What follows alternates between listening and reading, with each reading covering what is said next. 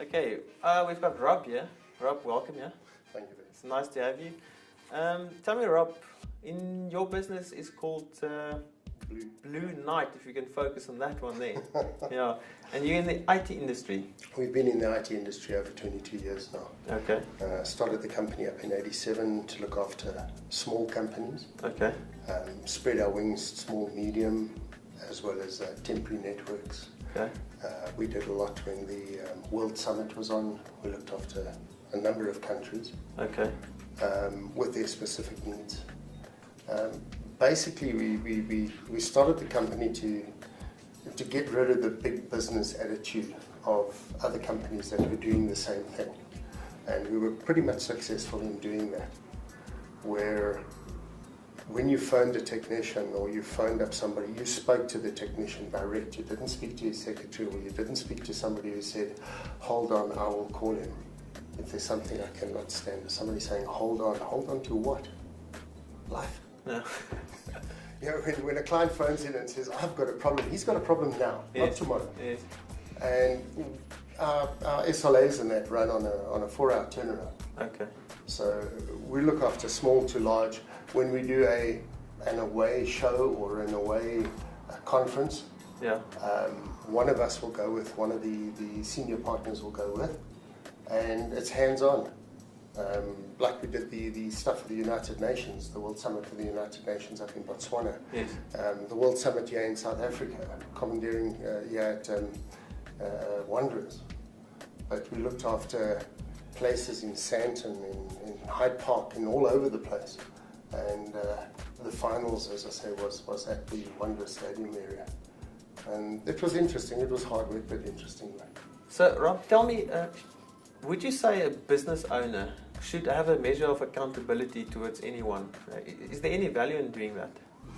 I would say there is. If you're not accountable to anybody, if you are working on somebody's system and you make a mistake, Yes. you're accountable for that mistake. End of stories. Yeah. Why must the business owner that you're working for, that's put his trust into you, Yes. end up having to pay for your mistakes?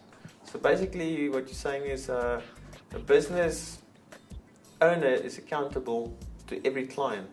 Yes. All of our clients that we deal with, past and in future, they understand that if something goes wrong in their system, we will actually drop what we're doing and apologize to the people, because if that job we're on at that moment can wait, then we'll move on to that other job, then sort him out and then come back to that job.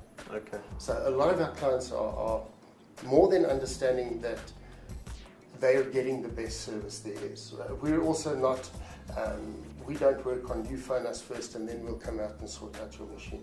We work on same things while you maintain your car, while you send it for a service. It's just in case it's going to break down.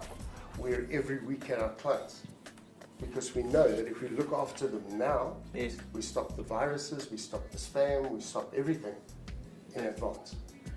Our office is actually very small.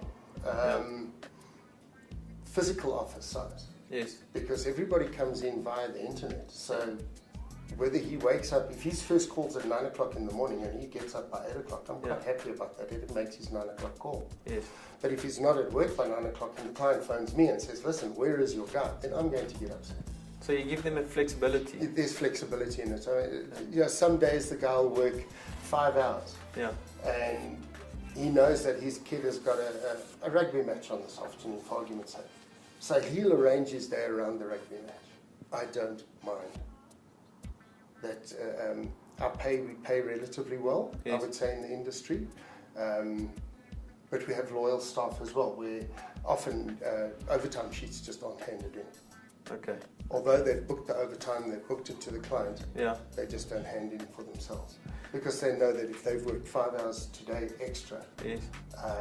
next week Thursday or Friday he wants to go to Durban or she wants to go somewhere, Yes. then it's got 5 hours to play with. Yes. Yes. And we're flexible in that way. We would rather turn around to some of our clients, even though they have asked us to leave because they can't afford us anymore, as to continue to support them in every way we can, even on an hourly basis. And a lot of our clients, through this particular bad period that we've had now, have moved from contract to hourly rates, and we've kept our hourly rates basically at what the contract rate would have been. Yes. And a couple of the clients that we had on hourly rates have now turned around and said, right, we'll take up the contracts again now. Okay. So we've moved back onto contract with quite a number of clients that we're doing on hourly rate. Rob, thank you for coming, taking the time. That's an absolute pleasure. Hope to meet soon. Yes, most definitely. Okay.